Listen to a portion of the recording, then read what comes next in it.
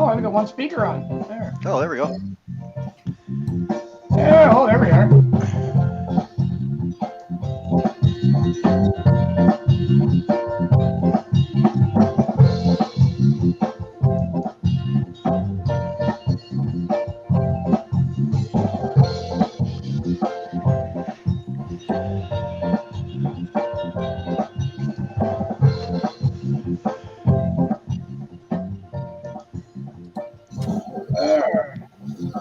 Oh, are we up and running? I think we are. We're on Facebook. Right. Good. Okay. Hey, this is working. Hey, that's always good. It's always good when it works the first time around. That's right. We're out at 30 frames a second. Yes, all good. Looks good on OBS. Looks good on YouTube. Perfect. Yes. Yes. Okay. It's already been shared. Wow. Hey, that's pretty good. That's fast. Yeah. Yeah. Okay, good evening, everybody, and welcome back to our Sunday night offering of Astronomy Outreach, the Sunday Night Astronomy Show. Yay! Hey! All right, get that out of the way. Okay. My name is Chris Kerwin of Astronomy by the Bay, and first of all, I'd like to welcome back our two co-hosts, Mr. Paul Owen from the Moonshadow Observatory here in Hampton, New Brunswick, or here in New Brunswick, in Hampton, though. Hey, Moonshadow's right behind. Moonshadow. And Mr. Mike Powell from the PFO Observatory here in St. John. Hey, Mike. Hey. Pho. Pho. Yeah, Fo. Double F. Fo. Yeah. We got SB from Vancouver Island here joining us tonight. Welcome, Stefan. Hey, CDB's here from London, Ontario. Awesome. And Jamie, hey, on YouTube. Alan, Kathy, Yves, Harold, Wayne Mullet, and Lisa Ann Fanning, all here. And Ed from, hey, everybody's here. Everybody's here. Hello. Everybody that matters. Here we go. Hello, everybody. That's right. Okay, so on tonight's program, since we're quickly closing in on Christmas and knowing there are now long back orders in astronomy equipment, some of the people on here probably are aware of that. We thought it might be a good time to discuss some of your telescope options for you or for a loved one, or maybe you're the loved one. You might be surprising for Christmas. From beginners scopes to mid-range and above, from visual to astrophotography setups, we'll discuss some of your options, the good and bad of each, and what you might expect to pay for them. Also tonight, we got a Bino Bud. Bino Bud is back with another binocular target of the week. This week, it's going to be the Mini Cassiopeia. Yes, sir. And Paul's going to be back with another interesting Rosanna's Fun Facts episode for us tonight. I'll be back to offer you a look at what to watch for in the night sky over the next week. And, of course, we'll have all your wonderful photos to share. So sit back, folks, grab your favorite beverage. That's not my favorite, but it is a beverage. Here we go. Cheers, guys. And remember, this is a family-friendly live broadcast, so if you have any questions about the night sky or telescopes or equipment, please let us know. And we're happy to try to answer them here for you. So we're going to make a few suggestions for our picks, maybe, of telescopes. These guys already know what I'm going to pick. It's usually quite the same. But we'd like to know what you guys think as well. If you guys think that there's a specific scope that you feel that you like for any particular reason, let us know, because we'd like to let the people know here who are considering one as well. We're always considering one. Each one of us here are always looking at. Never sell your telescopes for what you told your wife you paid for them. That's in your will. That's in your will. Yeah. Don't let your wife sell your scopes for what she thinks you paid for. There you go. Okay, let's get started with tonight's program. Alan says your room's looking like it's getting smaller. Yeah, it is getting smaller. I know the feeling. Okay, let's talk a little bit about what's available. So I'm going to do the beginner type scope, I guess, for the real beginners. And then these guys are going to talk about more mid-range stuff. For me, of course, it's going to be a Dobsonian. And the reason why I picked Dobsonians is because I find that they are the best bang for the buck. See if I can move my chair back a little bit. And I'll pick one out of the way here.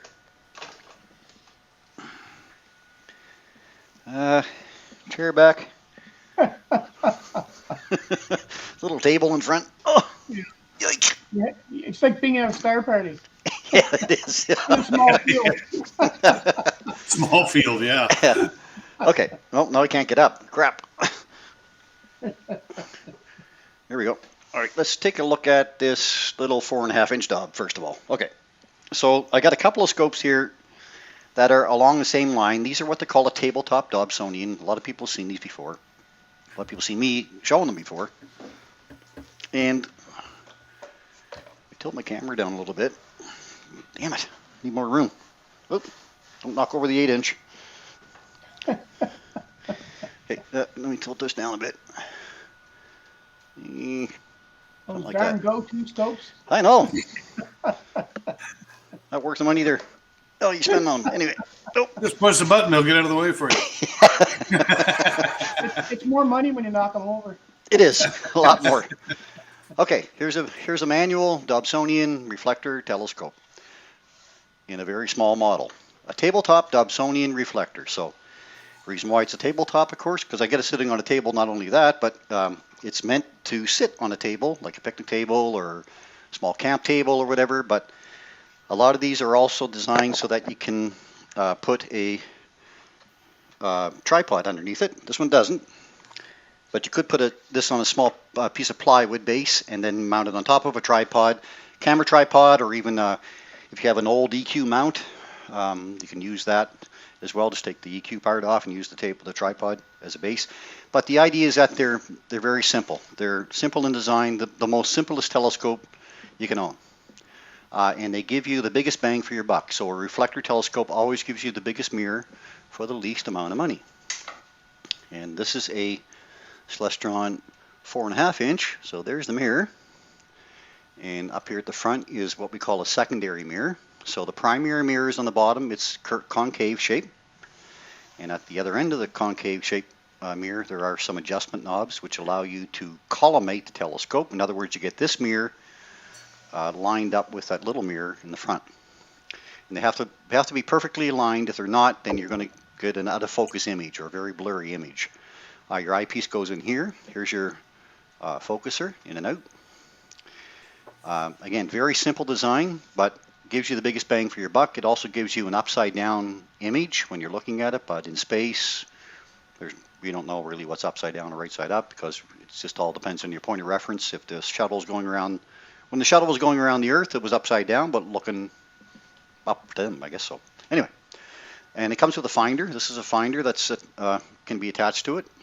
This is the Orion Star Blast 4.5, and it has what is the F ratio on this one? It's an F5 ratio, about a 450 millimeter focal length. So you're going to get a nice big view of the moon in this, like a full moon in the view. Saturn, you're going to get to see the rings of Saturn through this. Anything about 3.5-inch and larger, or 3-inch and bigger, you'll be able to get the rings of Saturn. It's going to be tiny, but you're going to be able to get the view of it. I can also put a 2 times Barlow in here to make the image larger, of course. But for a decent little package, and the thing about this is too that the only part that's going to really do up with any dew is that little mirror up here at the front. So you don't have to worry about dew too much. There's a nice cap on it. If you had that cap and you had a hole drilled in the center of this with a small piece of butter film on the front of it, you can make a nice solar filter for yourself as well. So you could use it for viewing the sun. But it compacts up in a nice little package like this. There's a spot on the side for eyepieces, and that's the weight of it, like nothing. It's just a few pounds. So it's very simple to use. If you want to get out really quick, and I mean, this is what I would call a grab-and-go scope. If you saw the moon out, you've got 10 minutes, you want to go take a quick look at the moon, bang, out you go, set it up, swing around, you're at the moon and back in the house and away you go. So that's a 4.5-inch Dobsonian. I just purchased this Skywatcher one the other day, used. Again, that 4.5-inch was a used scope, and this is the 5-inch model that's also a used scope. The advantage of this one is that it actually collapses. It's a collapsible Dob, Skywatcher Heritage 130, that's what it's called. but you can wind it right in like that, close it up nicely to pack away. It also has a has an adjustment knob here that you can move the tube up and back and forth on it for weight or for stability or balance. But you can also slide this all the way out to give you a lot more space. Increases focal length a bit, and it also gives you a nice big 5-inch diameter mirror. Oh, hang on. Come on, get off there. Where is it? There it is. Okay. There's the mirror. So a 5-inch mirror, same setup as the other one. The other one was 4.5. This is 5. It does come with a helical focuser, which means the focuser has to be turned this way, back and forth to get in focus. We're a little bit sloppy on that, but there is a fix for that. Just a simple wrap of Teflon tape. A guy on YouTube I saw the other day had built a foam sleeve for this to cover it up to protect it from dew. But again, a very simple design and very easy to maneuver. Also comes with the finder and packs up nicely, and away you go again. Just a little bit heavier than the other one, but not much.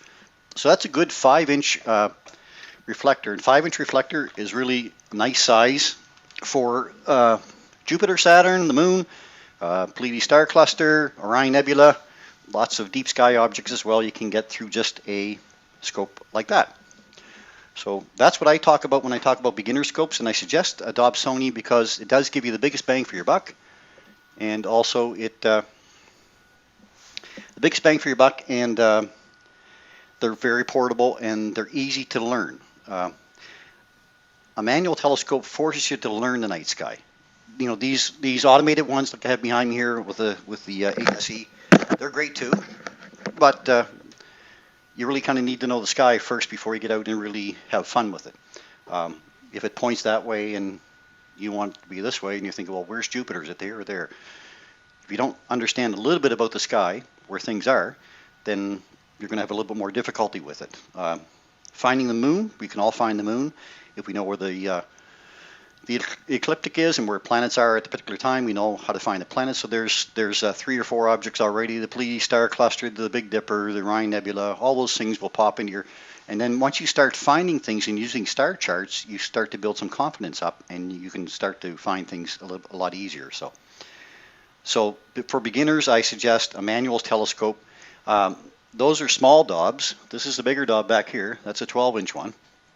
But certainly in an 8-inch Dob that run around $600 right now, that's another good option for a beginner if you want to get away from a tabletop model and you want to get into something that you have to stand up by and have a better view through. An 8-inch model on that runs around $600. So Dobsonian telescopes, that's my suggestion. I'm going to share my screen though just for a second.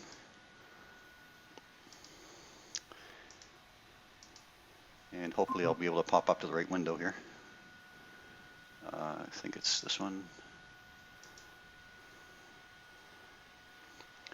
Okay, so we were going to talk a little bit about Astro Buy Sell, but not much. But this is just a website that you can go to find used equipment. All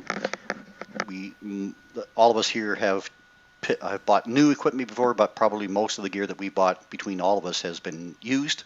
But these are many of the websites that you can go to, or many of the accounts that you can go to, that locations in Canada that are telescope stores. So if we go into Telescopes Canada, I'm just picking one for a random. Here's another type of telescope that I might recommend for a beginner. You can get on it there. There we go. So it's called the Star Sense Explorer. Mike and Paul, you guys know about this one. It's where you set your you can set your phone on the telescope. It acts like a what do you guys call it? Plate solving? Yeah. Yeah. So it's got a mirror sitting right here, and the phone is actually looking at the sky, and it compares it against a map that it has within itself in the app, and you can just take the telescope and rotate it one way or the other, left or right, up or down, and there'll be arrows that will appear here on the screen. And when you're on target, it'll light up or whatever. Shows you exactly that you're on the target that you were trying to select. So that's another option for people. For beginners, they run around, there's $234. That's a 114, so that's about a 4.5 inch scope there. That's a Newtonian reflector, so those are other options. But when I looked at the other telescopes that I was looking at, the Dobsonian ones, there's a Skywatcher right there for the one I had for $280. And that's going to be plus tax and shipping. There's the 8-inch model that I talked about. That's your next step up from these to this. The 8-inch model is what I would suggest for anybody who is a beginner but wants to step it up a little bit and more serious about it. So I wouldn't suggest the 6-inch. I would suggest the 8-inch. The 6-inch, when you're standing beside it, you're going to be bent over quite a bit. The 8-inch is going to be more closer to your actual height. So when you're looking at zenith, you're going to want a chair anyway to sit in. But the 8-inch scope is a really good buy, and it's going to give you a really big mirror for a cheap amount of money. Those would be my suggestions. Tabletop Dobsonian for a younger person or someone who's just starting out and you're not quite sure if you want to get into the hobby or not to start with. Maybe you're not going to stay in it. An 8-inch Dob if you're more serious about it. Yeah, I guess. The neat thing about that Heritage, I think, is that's the one that's collapsible. Yes. As if you, I'm not sure how strong it is, but because it is collapsible, you can probably use bino viewers on it. Also, if you can't get the focus, I think with your 12-inch, Paul, you're doing that. Like if you can't get focus right on, you can actually move the you can change the struts in. Yeah, change focal point. Yeah. So really, the things that you should be looking for, like number one, you should be saying, what do you want to use the telescope for? Is it for visual or is it for astrophotography? If it's for astrophotography, you're just thinking about photos, not visual, you're going to spend a lot more money for it. Get yourself started. But if it's visual alone, great. Where do you want to use it is another thing. Is you going to use it in your backyard, or do you want to load it in the car and take it out to some dark site? That's going to make that's a point that you're going to have to consider. How expensive do you want it to be? In other words, what's your budget? Is your budget $500? Is it $200? Is it $1,000? Pick a budget, and you're going to want to try to sit within that budget if you can. Accessories are a different story. You're going to want to add to your scope down the road as well. Also, how big do you want it to be? Do you want it to be something that's just a 4.5 inch round scope, or an 8-inch scope, or a 12-inch scope? And you have to realize that you're going to have to handle that as well, right? So getting it back and forth, transporting it is something. You might find that the telescope that you really like, and then you realize you can't go anywhere with it because it's too big. Aperture is the most important feature about the telescope, though. The size of the mirror is the biggest feature. The larger the mirror, the more light it's going to collect. The farther away you'll be able to see things, because as you magnify, those objects get dimmer as well. And if you're unsure, perhaps even just a set of binoculars are a good start for you. With binoculars, you're going to purchase and have them for a lifetime. It's not something that you're going to have to use for any other time, right? You don't not only just use them for the night sky, but can also use them for daytime sky. So that's my talk. You guys. We're out of time. We'll be a longer show.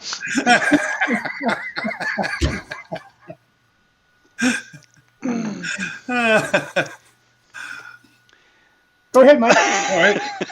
Yeah. I'll get you to pin me, Chris. I'll pull up this Yep. shot here. And I'll bring this up. Myself, if I was to look at a good scope, a little bit more advanced than what Chris was talking about, this is actually a go-to scope. It's a 5-inch or a 150 millimeter f5, which gives a 750 millimeter focal length Celestron on the AVX mount. So when I first got into astronomy, that was roughly the size of my first scope, and I loved it. I had a 5-inch. I have a 6-inch now, which is very, very similar, and the most enjoyable scope. It was good planetary, great deep sky. It picked up enough light that you could get those dim images or the dim objects, and it was really, really decent scope. This one here, the package comes together. It runs about $1,400, so you're looking at saving your money and putting it together to give yourself a full go-to package with that scope on it. Very stable mount. It's basically the equivalent to an EQ5 mount, and it will swing this scope around like it wasn't even there. It's good in the wind. You're not going to get a lot of shake. Very, very stable setup. The 6-inch diameter, you can pop it off and store it. It's not too big to move around. The mount itself is a little bit of trouble to break down, but it's really, you take the scope off, you take the counterweight off, and you basically got the mount and the tripod. It breaks down. So it does break down into a smaller package when you really want it to. The whole setup together, like I said, runs about $1,500. It's really, really good quality. This Celestron 6-inch is not the one with a Barlow built into it.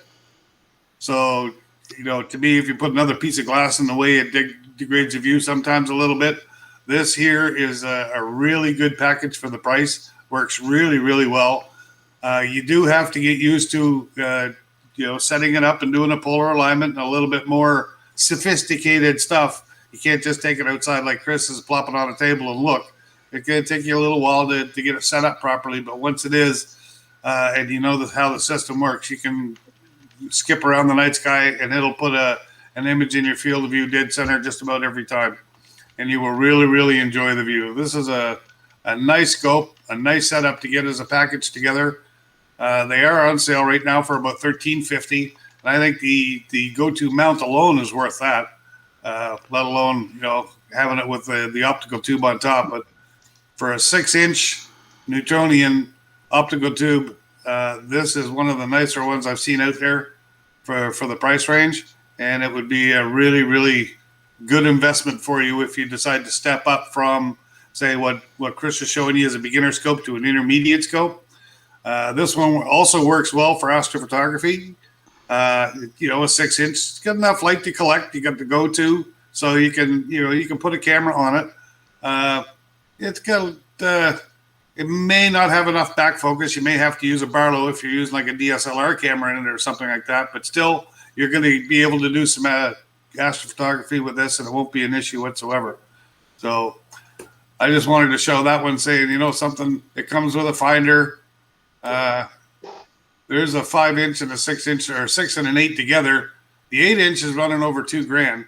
So the 6-inch being $1,300 is a really good deal for the go-to scope and the optical tube together as a package. So that's the one that I would look at and say, if I'm going to step up and do an intermediate scope and save my money, I would look at something like that to start with. And that's my talk on that. Thanks, Mike. That's a good mid-range scope for sure. Mr. Paul, your suggestion. Yes. Okay, I'm going to get my little lineup there going. Okay, so I'll just grab and share. And hopefully this will work. We'll see.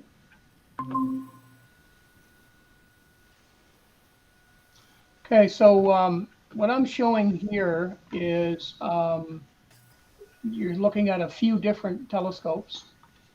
Celestron make a series of NexStar telescopes, and they also make a series called the NexStar Evolution. And in the Evolution line up, they have 5 different models.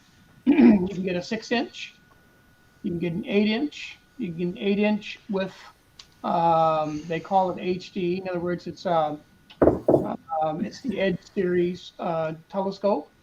You can get a 9 1/4, a 9 1/4 HD. So there's 5 of them in the lineup: 2 9 1/4s, 2 8s, and a 6.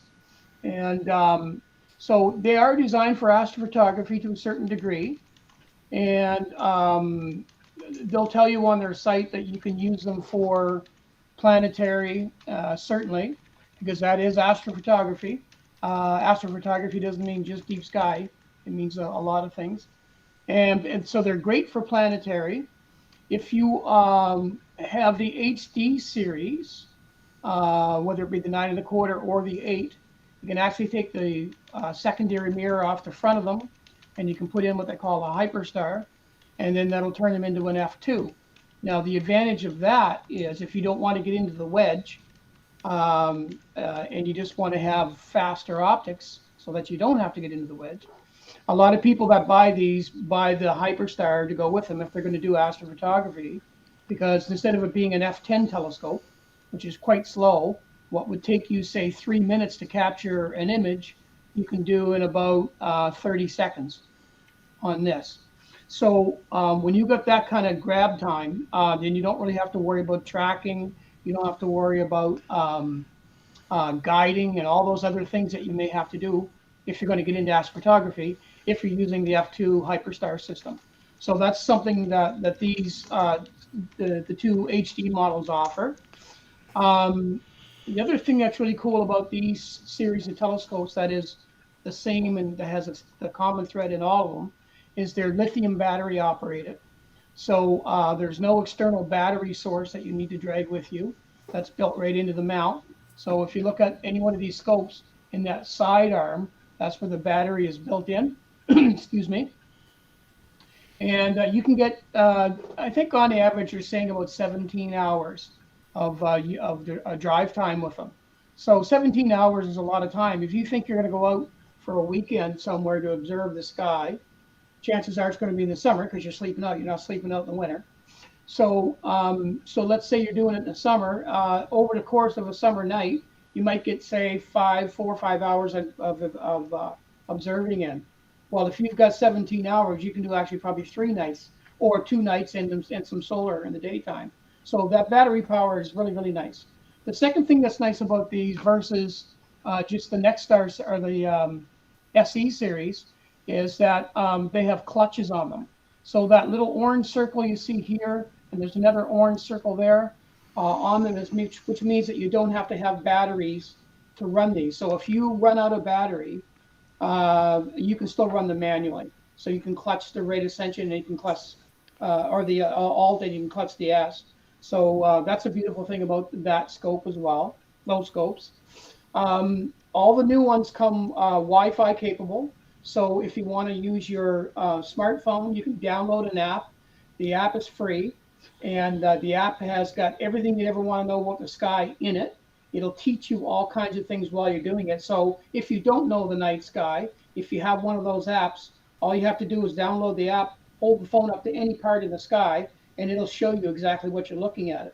So when it says to you, okay, I want you to line up on 2 stars or 3 stars or whatever, if you don't know what those stars are, you can find it in the app. So it makes it, for somebody who is just getting into it, makes it a little easier. What I would recommend for anybody is to forget about the telescope for a little while, take that app out and just get to know the night sky with it.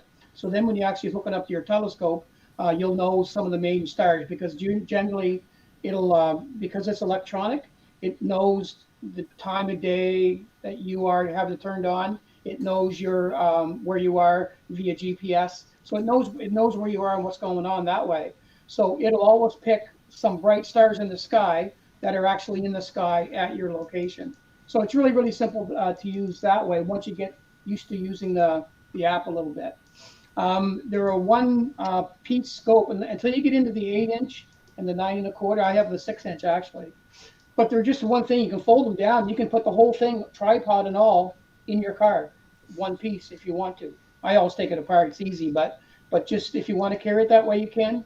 When you move it around, you don't have to take it apart and move it from place to place. So it's really quite portable that way.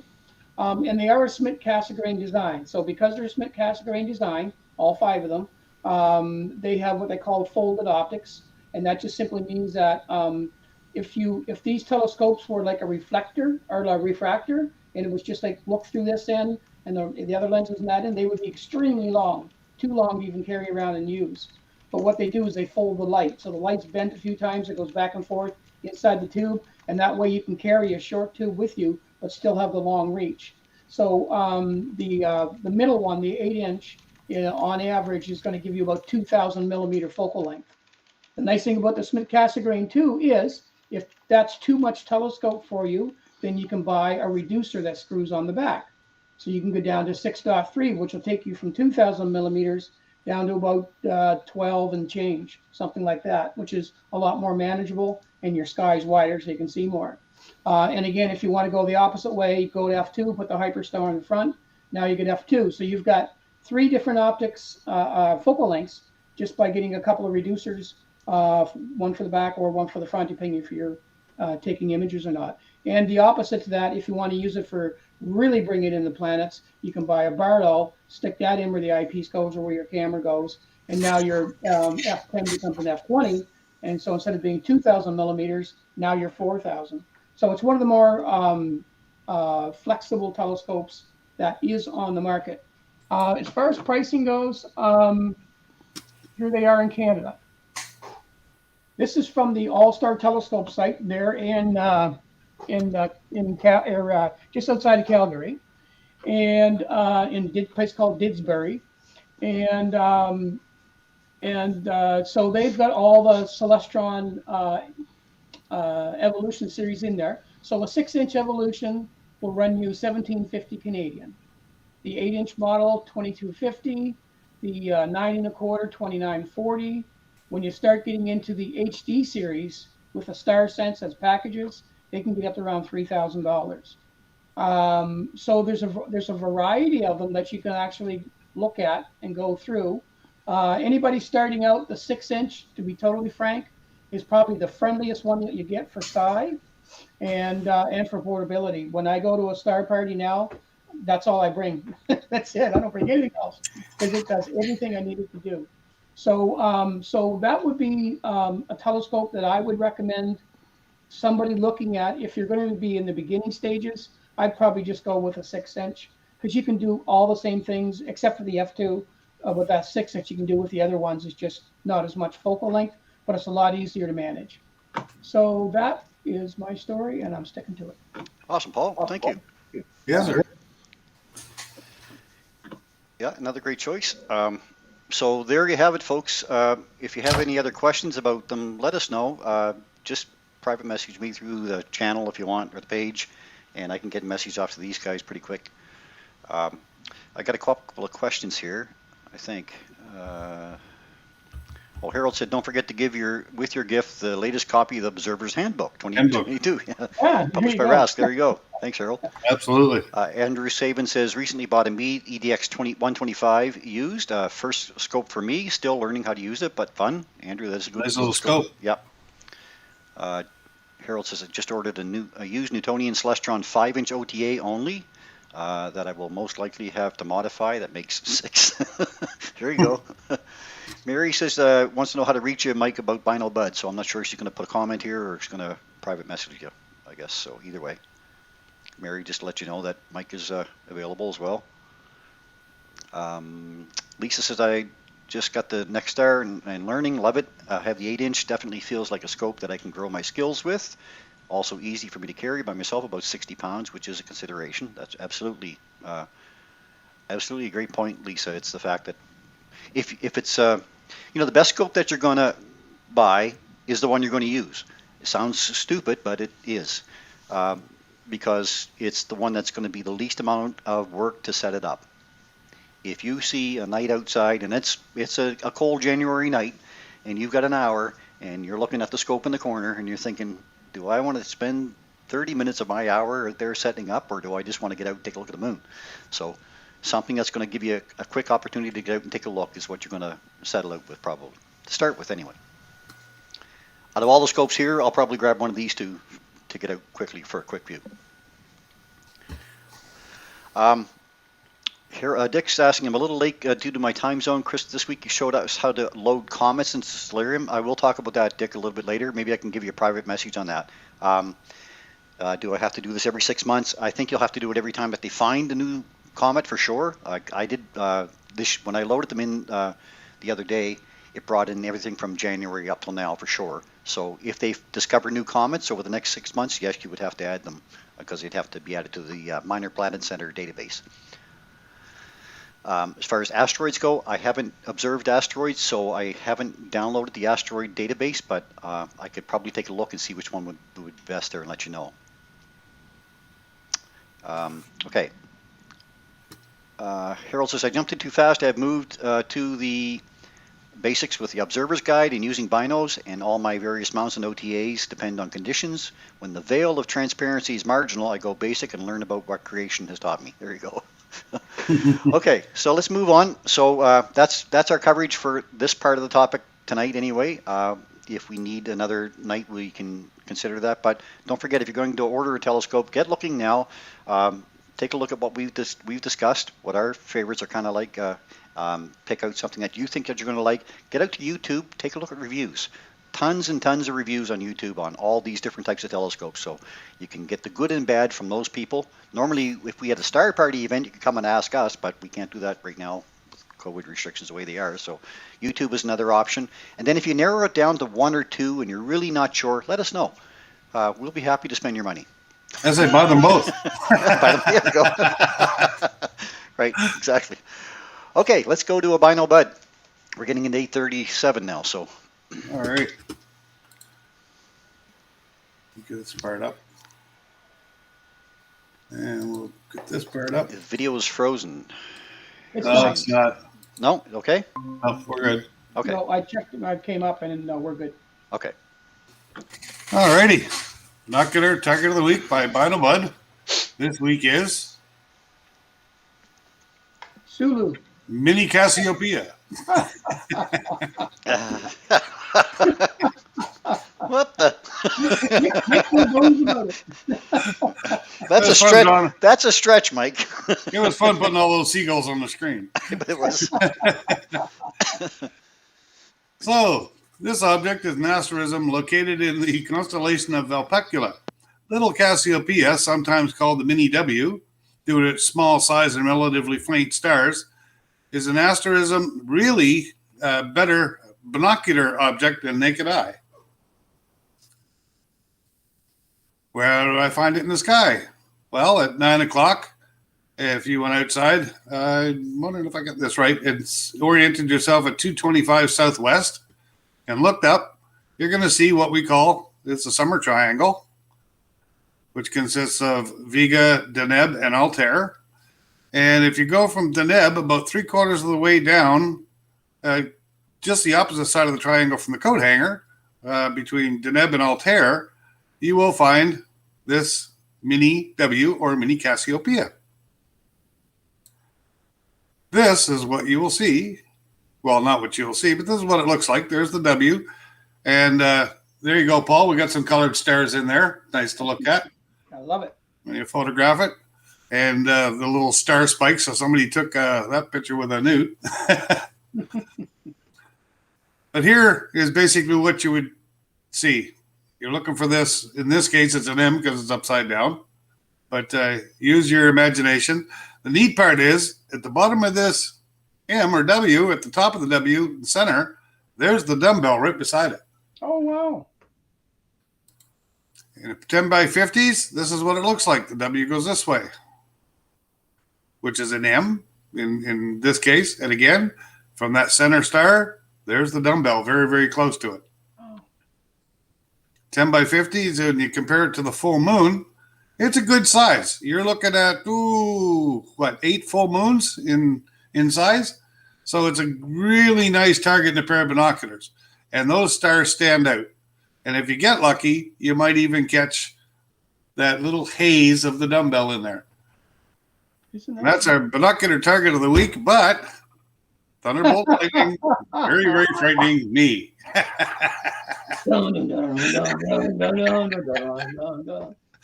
saw that and I couldn't help but laugh. That was awesome. We should have had the long hair and got ready for that one. Exactly. And that's our Bino target of the week by Bino Bud. I love it. That's fantastic. You know what? I never knew about that Mini Cassiopeia. Yeah. I've imaged that dumbbell a gazillion times. And it's right there. Yeah, right there. I never saw it. Now there's a second one they call Mini Cassiopeia, but it's down in Draco. But this one here is this one. Maybe I'll do the other one as another night sometime. Yeah, we need to see it. I had no idea that was here. That's awesome. A new wide field target. Yeah. Awesome. I was wondering if Mike with help from you guys, could put together the binary bud tips in a one document target item, and then how to find it using the constellations, asterisms we know in a PDF file, even a Word document. That might be a fair amount of work, but I'll tell you what we are going to look at, Mary, is we're looking at separating the binary buds out from the actual show and putting them up on my YouTube channel as a separate video. So that'll be one thing we will be looking at. I'd leave the rest of it to Mike's decision because it's really the work for Mike to do.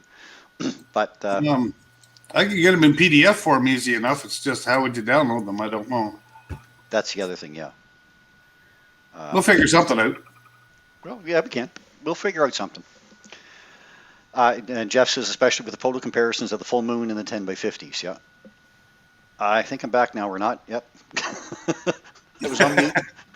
I go on mute because I know that I get a lot of feedback from my mic. So anyway, we're back. Okay, let's go to, how about a Rosanna fun fact? And then we'll do what's up in the sky, and then we'll look at our photos. And All right. Okay, let's see if I can pull this off. Just give me a centon here. Put that there.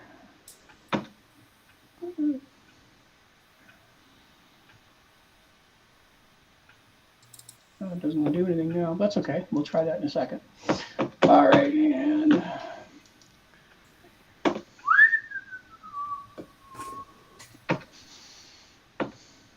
over there where it belongs. Okay, I'm going to share my screen. I'm going to try to. And see if I can do this in the right order she called me there. And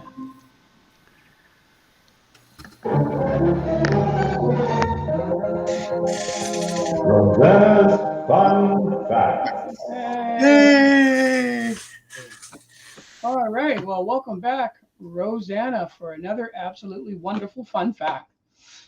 And this week, this is going to be so cool. There's actually going to be a couple of short video clips. Hopefully, I can get them on their screen where they belong, but we'll see how it goes. Anyway, so Rosanna writes, and she said, "Don't blink or you'll miss it. Have you ever been riding along in the car with a friend or a sibling, and they say, 'Hey, did you see that?' 'No, what was that?' 'I blinked and I missed it.' Or perhaps while watching the Perseid meteor shower, you look away for just a moment and hear all the oohs and ahs and know that you missed one. An average eye blink takes about a quarter of a second, and actually an amazing amount can happen in the universe in that quarter of a second. The Andromeda Galaxy will get 27 kilometers closer in the blink of an eye." And I'm just going to play this little tiny movie, and it should come up. Okay, any other ideas to say? Oh, we got to play ads, of course. Isn't that typical? You be quiet while you talk about your ad, you. Oh, it's almost over. There we go. Okay, so here it comes. Now I'm going to go right to the 204 mark.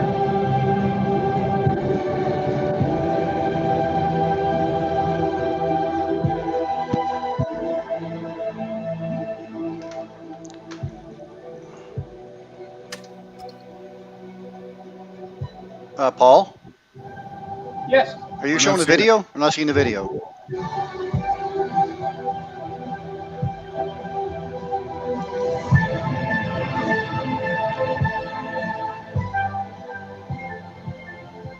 Video's not good? No, we're not seeing it. Oh. We see Rosanna. Okay, sorry. I'll fix that. My apologies. There we go. There we go. Sorry. Thank you.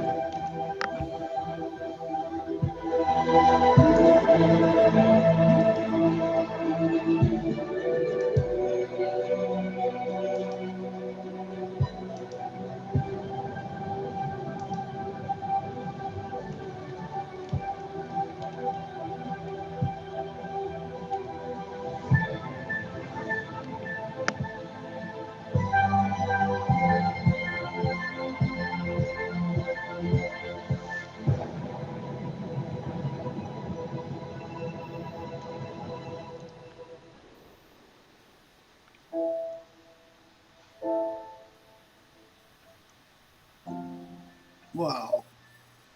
Yeah.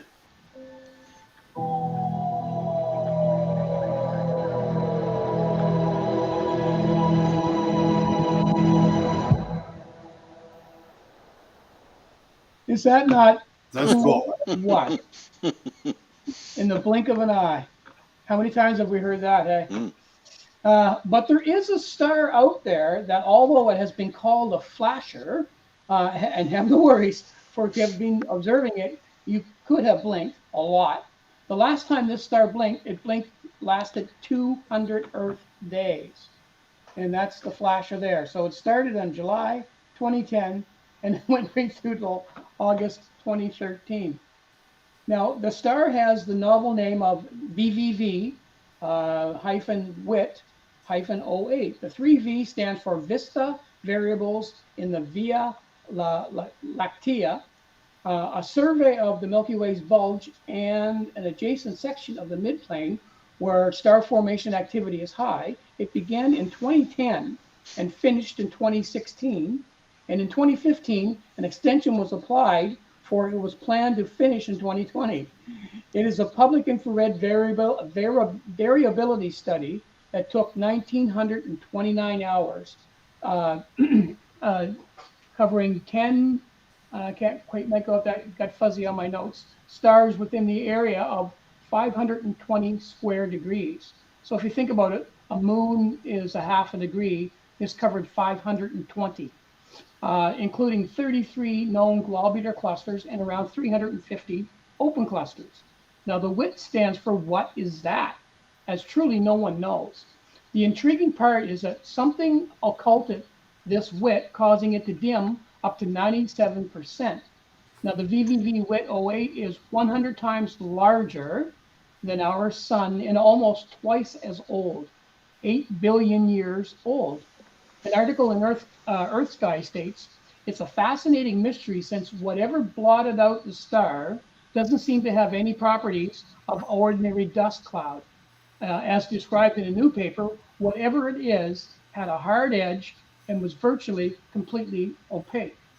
Opaque, I guess would be the correct word. And so astronomer,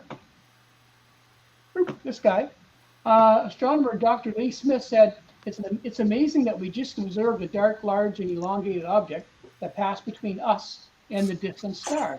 And we can only speculate what its origin is. So here's a 10-second clip of the December 11th blink. And this hopefully won't have any commercials. Oh, there it goes. So this started in 2010, May 20, see how long it's taking. Or 20, December 2011. I'll do that again. Just watch it. It started at December 2011. So this thing took months to blink. And it didn't blink until August 2012. That's amazing. Wow. So although many theories are being suggested, one detail or another doesn't fit with any known examples. There'll be a lot of head scratching, eye rubbing, and yes, thousands of blinks before this mystery is solved. Okay, Canada, big smiles. Let's take this shot. Oh, again, somebody blinked. Oh,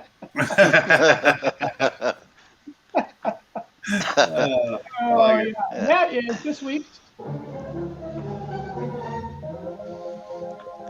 Rosanna's Fun Fact. Hey! Thank you so much, Rosanna, as usual. Thank you, that's Rosanna. so good. That was so friggin' cool. Awesome. There we go. Anybody's a Doctor Who fan, they know what don't blink means. Andromeda is 27 kilometers closer. Anybody that watches Doctor Who knows what it means when they say don't blink. That's right. Anyway, that's fascinating. Her stuff is so cool. Always excellent. Thank you very much, Rosanna. Yes. Okay, do we have time to do a what's up talk or end photos? I don't know. Maybe we should just do the photos. It's only we get 10 minutes left. Oh, yeah. Yeah. See how fast you get through your photos, and if you do, then you just do your what's up. Yeah, let's do the photos first. Okay, let's go through some photos first then, and if we get time, we'll squeeze it in. If people want me to hang on to show what's up this week, just post up, say, yeah, hang on, and we'll go 10 minutes longer. Okay, first up with photos. Just got to open them with the right program here.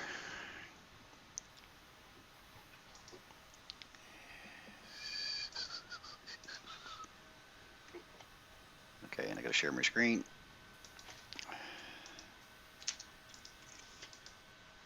And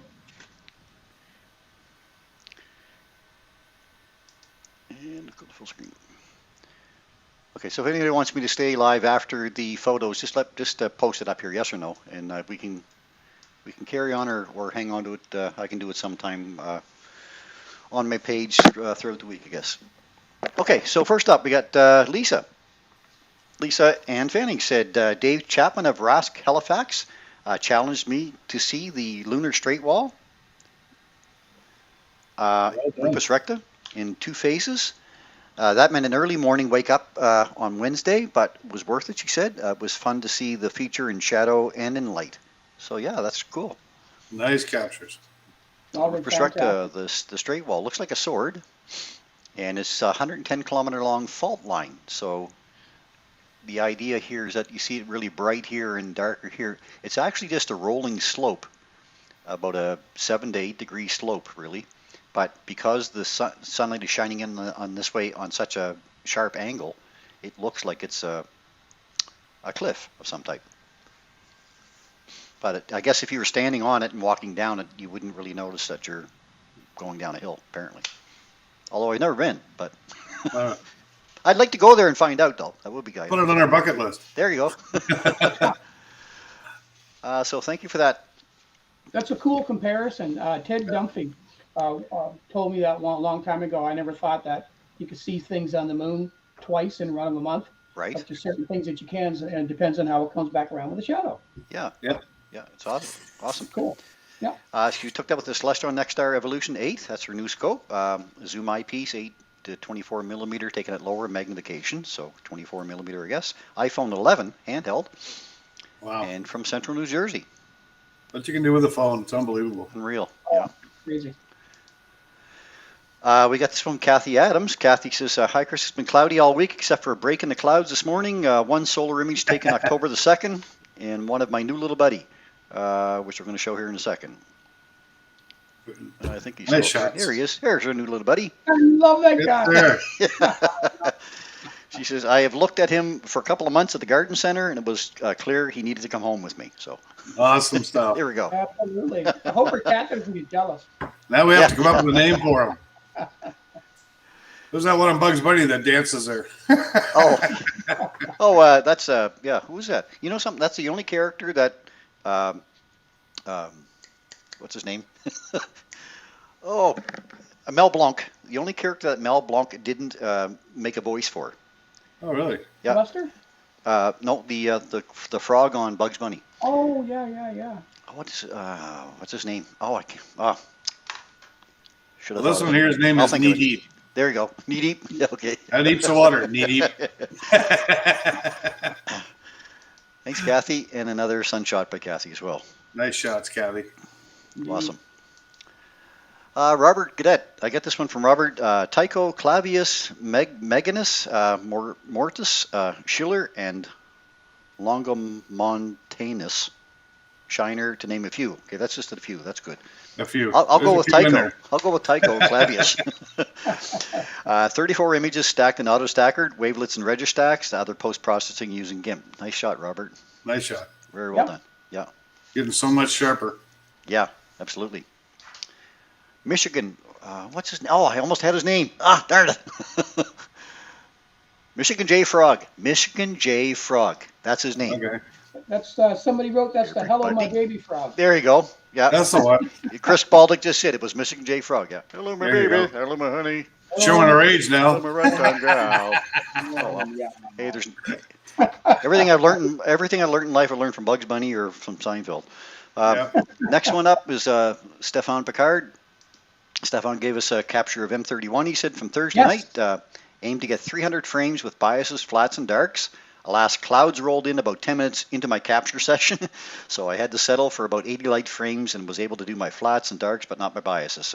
He says a Canon T1i, 8300 millimeter lens set at about 100 millimeter at an infinity focus. F4 ISO 1600 and 3-second exposure. This equals about 4 minutes of exposure, stacked in Deep Sky Stacker, processed in Photoshop for light levels and curve adjustments, and final touches in Lightroom. Surprised and pleased with what I was able to pull out with only 80 frames. Can also faintly see M32 and M110. Yeah. There, yeah. You can. There. Yep. You know what's There. nice about that? Like what I've noticed about that shot is the core's there, and you can see the dust lanes really well Yeah. from the core part. So good job, Stefan. Good job. Nice. Yes, sir. Well done. Well done. From here, we're going to go to Alan Burgess. Alan said just finished practicing on the Wizard Nebula, NGC 7380, 7,000 light years away in Cepheus. Oh, yeah. Look at the detail. The Wizard's such a cool thing, eh? Yeah. Anyway, good job, Alan, Good job, on Alan. that one. Yeah, well done. I mean, Dust in space is so cool. Yeah. Yeah. You can see the Wizard, but also lots of nebulosity in and around that area. So Well good done. work. Going to go back to Kathy again. Kathy said, not a special pick, but I was so excited to see Orion last night. Early this AM, I mean. Yeah, that's right. For sure. It was the first constellation I could recognize as a kid, and I always enjoyed seeing it up there, she said. So I enjoy seeing it too in the middle of the winter, but this time of year I don't like seeing it because I know what's coming. Yeah, you're up late if you're seeing that. That's right. Cold is coming. Yeah. Yeah. Also, she said, I snagged the picture of the Milky Way, which is not a super image as its location was directly over Kent Building Supplies, and their lights even penetrate my large number of trees. Wow. Still, I like the way it lights up the trees, though. Yeah, nice. No, but still, that's still That's a nice image. Still, yeah. Absolutely. The same light made it possible to see Andromeda, she says, and I literally was hunting and shooting until I found it. Again, not a great image as I was waiting for my camera tracking mount to arrive this week. So it's a single shot at a crazy high ISO. Also faintly visible as M110, just slightly above it. Yeah. Yeah, right there in the Right corner. there, yeah. Good stuff, Kathy. Absolutely. Well done. Absolutely. From there, we're going to move to Chris Benoit. Chris says, I got the M8 Lagoon Nebula here. And taken with the DSLR camera Canon on a tracker, Star Adventurer tracker. There you go, Kathy. Edited in GIMP software. Yes, sir. Well done. You can also see the Triffid, eh? Drift it up there, yeah. Right up here. Yeah. Yeah. Yeah, there you go. They're so close together. Yeah, when you shoot with something that's that wide field, Mhm. that's fantastic in both of them. So good job. Oh, yeah. Nice shot. Well done. Good stuff, Chris. Thanks. Next up, we have another from Stefan Picard. Stefan says he's so he's so interested in my latest capture of M31. Wait until he hears there's a cat paw nebula and a cat's eye nebula. Yeah. He's gonna have cat scratch fever. There you go. I hear he's got a big wallet. Okay, let's keep going here. We've got a few more to show. This one's from Robert Cadet. Robert says Cassiopeia, and I can see the Eddie's coaster. This week's Binal Buds target. That was last week, I guess. Yes, Mike, sir. you're It's right correct. up there. Point them out to me, Mike. A little higher, down. Go to the center star in Oh, W Yeah, right and come straight up Right a little up. bit. there, isn't And, it? yeah, just Yeah, to your there it is. left. Oh, there it is. This one. Right Yeah, there. that's right. There it is. Yeah. There he is. Okay. The coaster. Yep. Looks better Nice in the big shot. screen, he says. Good stuff. Awesome. Yeah, we can zoom into that a bit. There it is. Yeah. Yep. Look at that. That's Yeah. a roller coaster, all right.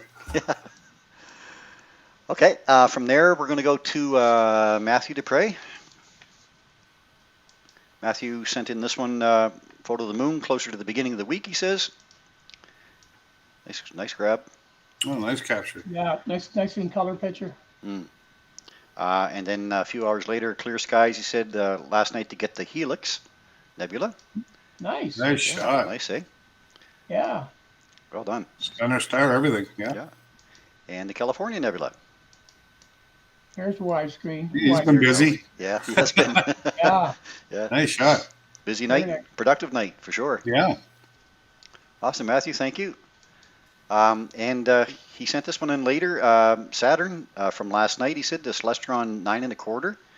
3 times Barlow, and ASI 224. Also a UV IR cutoff filter. So Yeah. Well done. Nice that one. capture. Yeah. The Cassini division. yeah, right, yeah, beautiful. And Well, some the bands color, are great. some bands, And, yeah, and on top, there's always that little greenish, right in there. yeah, that's hard to get. So when you get that in there, that's good. You got a Oh, lot yeah. of Yeah. color going on in that picture. That's awesome. That's a hexagonal storm on top of Saturn. Yep. A storm shaped like a hexagon. Okay, from there we're going to go to Mr. Powell's picture of the sun today. That was this afternoon. Clouds. There you go. In between the clouds this afternoon. It's not oriented right, but that's okay. Oh, I No. thought you took that last night, right? Yeah. During the eclipse, yeah. Okay, clowns, that's enough. I'm surprised to see that one at the very bottom there Yeah. rotating Down here. around the corner. Yeah. It's just in there. Yep. So, Yeah. Very nice. It's coming alive though. It's beautiful, eh? oh yeah, picking up. And if you guys want to send in your photos, we'd love to get them here at Sunday Night Astronomy Show at gmail.com. Just send them in to that address. If that's too long for you to type, just click message me on my Facebook page and just drop them in there. We'd love to get them either way. So thanks everybody for all those. They're great submissions. Well And, done. always love sharing them. We're at 9:02, guys. Maybe we should sign off then. We'll keep people too long. Didn't get any No, comments actually, they back. said they'd hang in if you want to. Okay, I can go quick. Yeah. Okay, let's quickly look at that. We're going to hold you to it. Yeah, okay. Damn it. I was going to get out of this one. Okay. I got my stopwatch. Yeah. Okay, entire screen. Here we go. Let's go here. And I'm going to try slideshow from me. So just take a look at a few things that we're offering in the night sky this week, or what we have a chance to see. Okay, here we go. Everybody see that okay? Yep. Yep. We're up. Okay, the night sky this week. Here we go. I don't want to stop. Get that out of my way. Get that out of my way. There. Okay, now again. Okay, so we'll look at, first of all, Monday, tomorrow. We get a slim crescent moon before sunrise. Very slim, only less than 5% illuminated, so we're into the waning crescent phase now. We're leading up to a new moon. Not quite yet, but we're getting close. So catch that just underneath Leo the Lion here. And the eastern sky, of course, at 6:30 in the morning. This will be our view. Let's move ahead to next one. Again, tomorrow. From tomorrow until the 18th, actually for the next 2 weeks, the Zodiacal Light. So there's a pyramid of light, very faint light that lights up the eastern part of the sky in the autumn, in the morning, and in the evening sky in the spring, in the west, of course. So the Zodiacal Light is a cone of eerie light above the sunrise or sunset points on the horizon. You'll see it before morning dawn breaks or after evening twilight ends. Best seen in the east before dawn in autumn, or in the west in the evening in the early spring. The Zodiacal Light is the light cast from billions of pieces of space dust in our solar system. Now it's been recently been determined that this dust is actually coming from planet Mars. When huge dust storms envelop the planet and they scatter some of the dust out into space. And that was found basically by the Juno spacecraft that went out to Jupiter there. It flew through this Zodiacal Light dust, I'll call it, and found out that most of it was really trailing from Mars, so that's where they believe it's been caused from. So it is, of course, a lot of dust from the beginning of the solar system, but the majority apparently is really from Mars. Oh, Pretty cool, eh? it is. Yeah. Monday, now here's something that does happen a fair amount throughout the month, especially when Jupiter's up nice and high as it is now. There's lots of transits, lots of eclipses, all kinds of things that happen with Jupiter. So if you're really interested in Jupiter and you can get a scope that you can get yourself in a little bit for magnification, you're going to be able to start to see these shadow transits of Jupiter. So there's the moon Io over here, and there's its shadow dragging across the planet. So Jupiter's moon Io enters onto the planet's face at 10:19 p.m. tomorrow night, followed by its tiny black shadow 1 hour later. It takes about an hour for the shadow to appear. Io leaves Jupiter's western side at 12:36 p.m. on Tuesday, again followed by about an hour later by its shadow. So as the planet rotates counterclockwise, these moons go around counterclockwise, and depending on how the sunlight lights it, it'll cast a shadow back. So if you were standing on Jupiter, which you really can't, and you were looking back at the sun, and you were standing right there, you'd see a solar eclipse. But you'd get sucked down into Jupiter first, so it wouldn't matter. But yeah, you might get a couple of seconds. Anyway, they happen quite often, and if you go to the St. John Astronomy Club page at sjastronomy.ca, Kurt Nason puts up this calendar every month, and it's October, November. This one is actually on the page right now. So you can go there to the link, look down, I think it's on the right-hand side, and it'll show the monthly calendar. And these things that I've got squared off here are actually the transits. And up here at the very top it says Jupiter's red spot transit time, visible 1 hour before and after. So if you see a 1 in the number at the first, that's the moon Io. If it's a 2, it's Europa. If it's a 3, it's Ganymede. If it's a 4, it's Callisto. And then EC means it's an eclipse. TR means it's a transit passing across it. So, and then SH is a shadow transit. So, oops. So you might have a transit, but might not be able to see the shadow of that particular moon. But if it says SH, it's actually a shadow transit. So there's a shadow transit here. There's one here. There's one here. There's several of them throughout the month. And we will have experiences as long as we have Jupiter up over the next little while. So take a look there at that chart. Go back and replay this later. Take a snapshot of it if you like. But just have a look here and take a look at those times of Jupiter. And it also shows on here too when you're going to see the red spot. They're all identified very nicely. Kirk does a nice job on this calendar. From there, we're going to look at the 6th, which we come to the new moon. New moon arrives at 8:05 a.m. Best time to look for those faint fuzzy objects, those objects that are too faint to spot with the bright moonlight, including all the Messier objects. Moon is at perigee on the 8th, though. It's going to give us higher than normal tide, so the moon's closer to us. Perigee is when the moon's closer to us. Apogee is when it's farther away. So even though we won't see the moon in the sky, the moon still has an effect on our tides. So all week, of course, a great time to observe the Andromeda galaxy. This is a good time for Andromeda right now because Pegasus is sitting right up there in our evening sky, and it's sitting actually on its pointed like that, like a baseball diamond.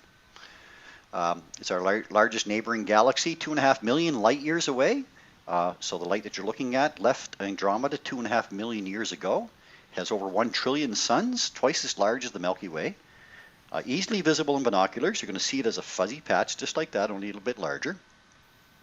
The farthest thing you can see with your naked eye, really. You don't have to be in a dark site to find it either if you know exactly where to look for it. If you can find this great big square Pegasus sitting here, that's an easy one to spot. Just go over 1 star, 2 stars, 1 star, 2 stars up, and it's right there. And if you can't find it that way, take a look for the W of Cassiopeia that we see over in the northeast part of the sky. And the second part of the W is the V. And take that V, that's a pointer. That points right down to Andromeda. So bring your binoculars in here and then just drop them down about 3 or 4 widths of the binoculars, and you'll find Andromeda sitting there. So always a nice dark sky target, but you don't have to be in the dark sky again to pick it out. And with the moon waning right now and coming into the new phase, you're going to have good opportunity to pick out some of these deep sky treasures. Thursday, our day-old moon starts again, so we're back to our moon cycle. We get the day-old moon with Venus. So there's a very thin 2% illuminated moon. This is a difficult target to get on the first day, the 24 hours within new moon. New moon is actually on the 6th at 8:05, so we're going to be a little bit more than about 36 hours, I guess, into the moon cycle right here. So the moon is going to set just after the sun. So make sure the sun's out of the way before you start looking for the moon. But with binoculars, you will find it. And there's Venus sitting right beside it too. So just exercise care that the sun is set before you start looking for it with binoculars. Mike and I have been out a few times and caught this view. It's kind of nice. Then on Friday night, we've got a crescent moon, Venus, and the ISS. When I was looking this up on Stellarium, I didn't realize the ISS was going to be visible, but it is. So we've got Venus, the waxing crescent moon, and the ISS. Notice the time, though, of 7:20 Atlantic Daylight Time, because it passes by here very quickly, of course. And that's a nice little photo op. Yeah. 3 of them in a shot. And the ISS will be very bright. It'll be almost as bright as Venus, so you'll be able to pick it out pretty easily. So take a look on Friday night at 7:20 in the evening for the ISS, Venus, and the waxing moon. Not only that, the Crew Dragon is there. So Crew Dragon 2, which is the one that's leaving the ISS now, coming back with supplies, is supposed to be leaving the ISS, and we're supposed to see it directly ahead of the ISS at the same time. So look with binoculars for that. I guess that was they weren't expecting that. It was a bit of a surprise.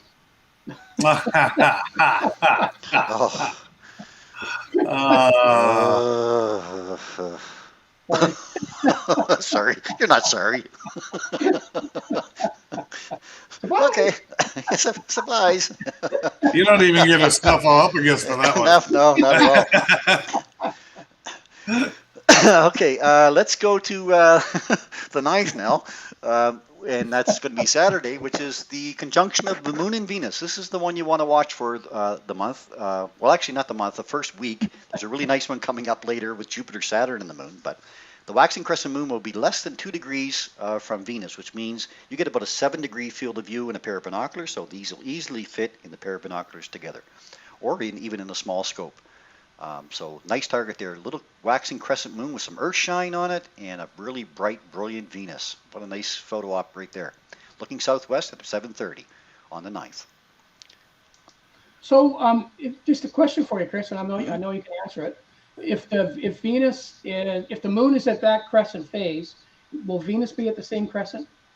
Venus is actually just passing what we call eastern elongation. So it's the farthest east in the sky that it's going to be. So from our point of view, so it should be about half, I believe, about half illuminated. Okay. I could find it on Stellarium. Won't be crescent, but I think it's about half illuminated because it's the farthest east in the sky. So we're almost not quite at a right angle, but the farthest east that we would see it from the sun. Yeah, it's just for those people who don't know that Venus actually phases similar to our moon.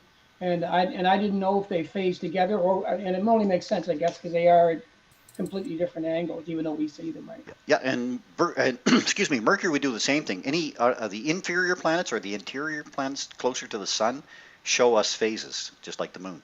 If we were standing on Mars looking back at the Earth, we would also see the Earth as a phase. So the farther out we go, anything that's interior or inferior to us would actually show us in phases. It looks like Venus is about half. About half? Okay, yeah. Anyway, that would be really nice to see if you had a scope like, say, the one that Lisa's got, or even 6-inch. You'd be able to see both phases. Right. Yeah, you really have to filter it down to cut out the brightness on Venus, though. Right? Yeah, you might, yeah. Because Venus is bright. It's minus. Yeah, it's a fourth. Well, it's, I mean, you've got the second and the third brightest object right there in the sky at any time. It's going to be a magnitude minus 4.3, so it's bright. And the moon is about minus 12, I think, at that point. Yeah. It says 9.6. 9.6, yeah. If you see it, the phase, I know I have with an 8-inch scope, and I've seen it with, actually it was when we were at the elementary school on just off Rosse Avenue. Right. You did your talk at school. Oh, yeah. Yeah. And Venus was there, and I saw the crescents. That was the first time I saw it, actually. Yeah. Right on. It is pretty impressive. I mean, you can't see any detail because the Venus is covered with clouds of carbon dioxide, of course, right? Yeah, but you can see the shape. Right. Oh, yeah. And it reflects about 99% of its light back into space, so that's why it's so highly reflective too. Much more than Mercury. Like a mini moon. Like a mini moon, yeah. There you go. Yeah, I call it mini me. Mini me. The next thing that we want to keep an eye out for is the October 6th to 10th, which is the Draconid meteor shower. Now, the Draconids is not a very big shower. It's usually about 5 to 10 meteors per hour at zenith hourly rate, which means when the constellation of Draco, the dragon, is highest in the sky, that's the hourly rate. That's when we would see the most of them. That Draco sits between, we're going to see that in the next slide. Anyway, it's caused by comet Giacobini-Zinner. October 6th to 10th is the dates of the shower. Of course, it could be a day or two on either side as well. But it's going to peak on October the 8th, and the new moon's on the 6th, so which means that you're still going to have a nice dark sky to pick them out, because the moon's going to set really early on that evening. So moon will be out of the way, no light pollution from the moon, and your best viewing really is from 7 p.m. until 2 a.m. When Draco is going to be at its highest. Now, to find it, here's the summer triangle. This is an easy one to pick out. It's been up over our heads all summer long. Here's the Ursa Major, or the Big Dipper, a lot of us refer to it as. If you take those last two stars, your pointer stars, they point up to Polaris, which is the first star of your Little Dipper. There's your Little Dipper sitting here. Draco runs in between the two. He's a big dragon that runs in between the two. And here's Hercules stomping his foot on top of the head of the dragon. So Draconids kind of come from this area of the sky. Now they can be coming from any direction really, but they'll appear to be coming from this area, which is called the radiant. So we call them Draconids because they seem to come from Draco. The Ursids come down here from Ursa Major. So there's, depending on what constellation the meteors seem to come from, is the one that we pick for its name. So that's the Draconids, between the 6th and the 10th, with the peak on the 8th, which would be Friday night. I highly suggest that if you haven't got any of that information, go back to this page, Lisa's Lookup, Astronomy and More. Lisa Fanning is on here with us all the time. Lisa's got a great astronomy page up and running. You can find her at facebook.com/rubymoonbeams. And Lisa puts this chart out every month, what to look up for October. So here's her list of items that are best viewed for the whole month. If you look at her categories here, she has seeing tools. So double eyes means it's naked eye. This symbol here is binoculars, and then she has a telescope. So for instance, if you're going to see Zodiacal Light, you're going to use your eyeballs. If you want to see the moon above Venus, you're going to use your eyeballs. You can use binoculars or a telescope. So she has them all laid out here really nicely, and when you can see them in the sky and what date they're on. So very well done, Lisa. I love showing that off because I'm very proud of that she does that up. That's really nice. It's a great reference tool. It is. You can save that on your computer or your phone and just save that image and you'll know what's coming up next. And that's about all I get to say about this month's, or this week's anyway. What's up this week? It was an accident, I swear. Whoop, fumble. Before we sign off, Yes, sir. maybe Chris, you want to take a second and give a shout out to Kurt. Absolutely. Yeah.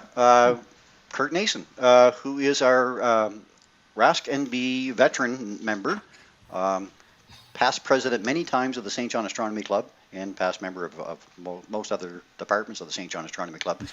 Past member of the RASC as far as the treasurer, president. I think he's occupied every role as far as I know. But Kurt has been in the hobby for a long time. Kurt taught me at the NBCC at the community college. I first got my interest in astronomy. I got my interest in astronomy just before that, and I said, "Hey, there's a course. Maybe I could try that." And it wasn't very much. It was like $50 or something. It was 6 weeks, but once I get into the course, it was like, wow! I felt like I had to be there. And Kurt was so good at explaining it. He's very good at explaining things, and he's very good with the legends of the constellations. He knows those very well. Anyway, he taught that course and got me started in it. I'm sure he got you guys interested in it as well. But Kurt's been around a long time, and Kurt finally got some acknowledgement, some really purposeful acknowledgement, and he's actually has an asteroid named after him now. So the International Astronomical Union has a an asteroid name. I'm not sure the exact name. I know it's Nason something, but I'm going to go looking for it. Yeah, There you go. We can find it. We'll do it for next week. Yeah. And get that up there. Yeah. 'Cause it's a big deal. It is a big Oh, it's deal, huge. absolutely. The International Astronomical Union, and that name now stays forever. Like that's These are the made by Pluto them. people. You Yeah. know. Yeah. So you can't name. You get these things that you can see in stores. Name a star.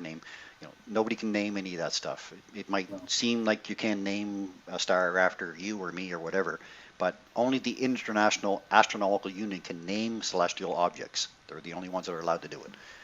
So getting your name attached to an asteroid is a great big deal. Like that's it's really huge. it's huge Yeah. recognition for the work he's done, and certainly call out to Kirk because he's done an amazing job with the recognition of astronomy and everything. Absolutely. Yeah, absolutely. Good job, Kurt. He's mentored so Let's read it. Yeah. That's a Yeah. snuffleupagus salute.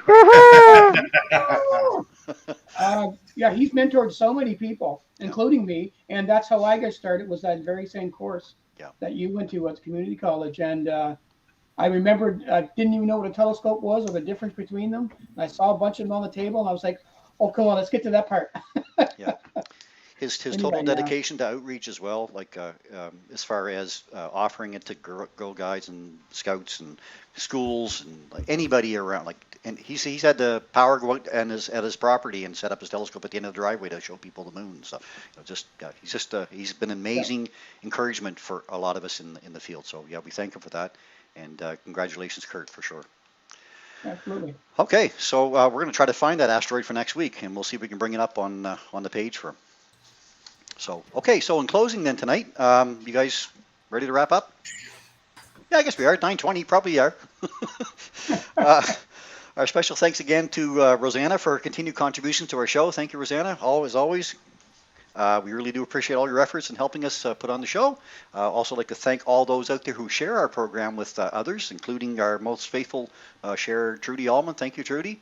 And the number of other people here that have shared our page as well and our program. We really do appreciate it.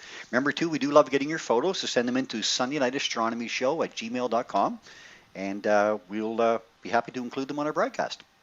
We're also looking for suggestions for topics for future shows. Now, I think next week we're going to have Kathy Adams is going to be on, I believe, next week to talk about capturing an image of Saturn or Jupiter frame-wise and then trying to stack it up through a program called Registax, which improves the image. Paul, somebody had asked about your image behind you there tonight, too. So how did you get that image? I guess somebody was asking quickly. But Okay, just that's a single shot through a 6-inch, my evolution, actually. okay.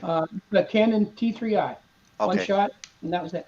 Awesome. Yeah. That answers the question. Thank you. So, but I mean, for images like for views of Saturn and Jupiter and planets and things, you really do have to capture a video, stack the images on top of each other. There's a lot of techniques to it. So Kathy's going to come on and help teach us about that. So that's going to be great. Hopefully it's going to be next week. As well, we are looking for suggestions for topics for future shows too. So if you have any other ideas, let us know. If you'd also like to say that if you joined us from YouTube tonight, and there's a number of people here on YouTube, thank you.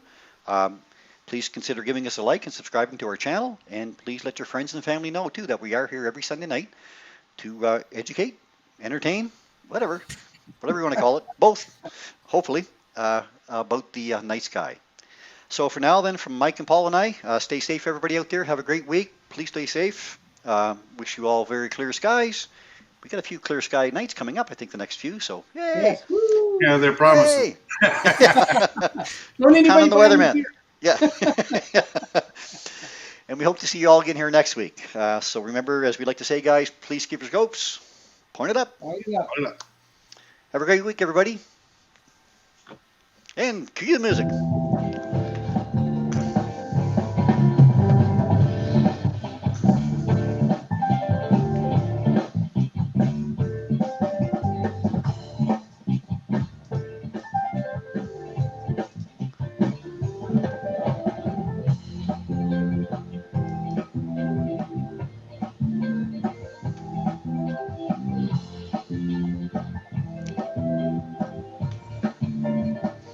Hi, everybody.